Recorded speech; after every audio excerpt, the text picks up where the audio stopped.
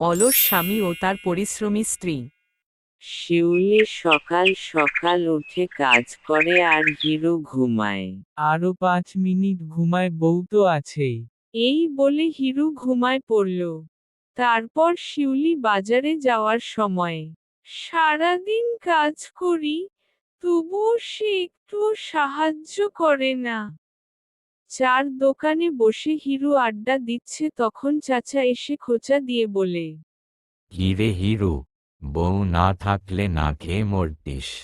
এই কথা শুনে সবাই হেসে উঠল।